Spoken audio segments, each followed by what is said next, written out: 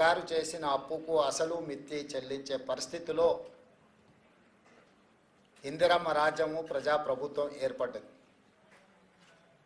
వాస్తవంగా 7 లక్షల కోట్ల రూపాయల అప్పు ఉందన్న సంగతి ఆ 10 సంవత్సరాల ఏ సందర్భంలో కూడా ఆర్థిక నిపుణులు కానీ రాజకీయ విశ్లేషకులు కానీ గత ప్రభుత్వంలో బాధ్యత వహించిన చంద్రశేఖరరావు గారు కావచ్చు, హరీష్ రావు గారు కావచ్చు, లేదా ప్రభుత్వంలో ఆర్థిక మంత్రిగా పనిచేసిన ఈటల రాజేందర్ గారు కావచ్చు, ప్రజలకు ఏ రోజు వాస్తవాలను తెలుసుకునే అవకాశం కానీ వివరించే ప్రయత్నం కానీ జరగలేదు.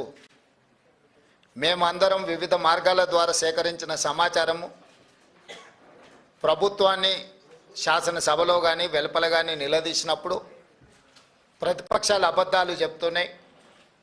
ఈ రాష్ట్ర ప్రజల మీద మేము అప్పుల భారాన్ని మోపలేదు, అద్భుతమైన పరిపాలనను మేము అందిస్తూ ఉన్నాం, తెలంగాణను బంగారు తెలంగాణగా మేము మార్చినామని చెప్పి ఆనాటి ప్రభుత్వం సందర్భం వచ్చినప్పుడల్లా ప్రతిదాడి చేస్తూ పోయింది.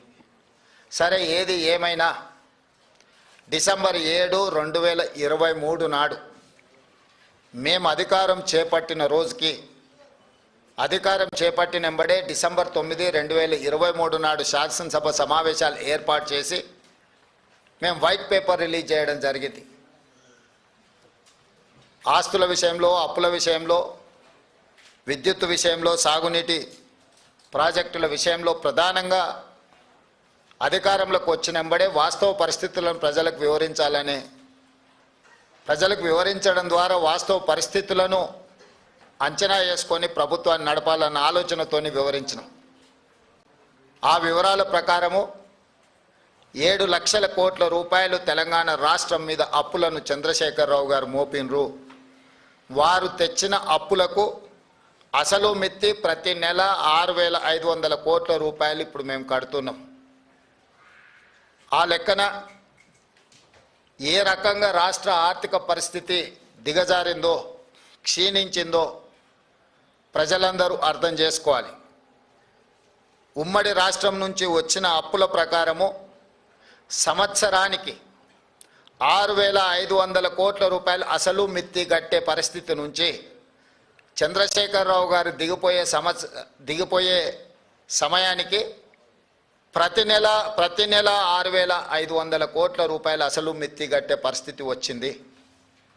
అయినా అధైర్యపడకుండా ఇచ్చిన గ్యారెంటీలను అమలు చేస్తూ అందులో ప్రధానంగా రైతు సంక్షేమం అనేది, రైతును రాజును చేయడమే లక్ష్యంగా పండిత్ జవహర్లాల్ నెహ్రూ గారి నుంచి మొదలు పెడితే డాక్టర్ వైఎస్ రాజశేఖర రెడ్డి గారు ఉమ్మడి రాష్ట్రంలో ముఖ్యమంత్రిగా బాధ్యత చేపట్టి ఇచ్చిన ఉచిత కరెంటు వరకు రైతులే మా ఎజెండా, రైతుల తలరాత, రాజ్యం చేపట్టే వాళ్ళు మారుస్తారని కాదు, రాజ్యంని చేపట్టే వాళ్ళ తలరాతనే రైతులు మారుస్తారని నమ్మిన మేము రైతులకు సాగునీటి ప్రాజెక్టులు కావచ్చు, హరిత విప్లవం కావచ్చు, అదేవిధంగా ఉచిత విద్యుత్తు కావచ్చు, సబ్సిడీలో ఎరువులు కావచ్చు, కనీస మద్దతు ధర పండించిన పంటకు కావచ్చు, ఈ విధంగా చెప్పుకుంటూ వెళ్తే ఏది చేసినా కూడా ఆహార భద్రత చట్టం కావచ్చు, ఉపాధి హామీ పథకం కావచ్చు, ఇవన్నీ కూడా రైతు కూలీలను దృష్టిలో పెట్టుకొని చట్టబద్ధత కల్పించి రైతులను ఆదుకునే ప్రయత్నము నెహ్రూ గారి నుంచి మొదలు పెడితే రాజశేఖర రెడ్డి వరకు ఇది కాంగ్రెస్ పార్టీ చేపట్టిన గొప్ప సమూలమైన మార్పులు. ఈ సమూలమైన మార్పులతో రైతుల జీవితాలలో సంపూర్ణమైన వెలుగులు వచ్చినాయంటే రాలేదు. అకాల వర్షాలు కావచ్చు, కరువులు కావచ్చు, పాలకుల మధ్యలో వచ్చిన పాలకుల నిర్లక్ష్యం కావచ్చు, రైతులు చాలా కష్టాలలో కన్నీళ్ళలో ఉన్నారని కాంగ్రెస్ పార్టీ ఎప్పుడు నమ్మి మొదటి ప్రాధాన్యత కింద కాంగ్రెస్ పార్టీ అధికారంలోకి వచ్చిన ఎంబడే వానాకాలం రైతు బంధును చంద్రశేఖరరావు గారు ఎగగొడితే మేము అధికారంలోకి వచ్చిన ఎంబడే చంద్రశేఖరరావు గారు ఎగ్గొట్టిన రైతు బంధును జనవరి నుంచి మొదలుపెట్టి మార్చి లోపలనే 7,625 కోట్ల రూపాయలు మొదటి విడత కాంగ్రెస్ అధికారంలో రాగానే రైతు బంధు పథకాన్ని మేము అమలు చేసినాము. నేను మళ్ళీ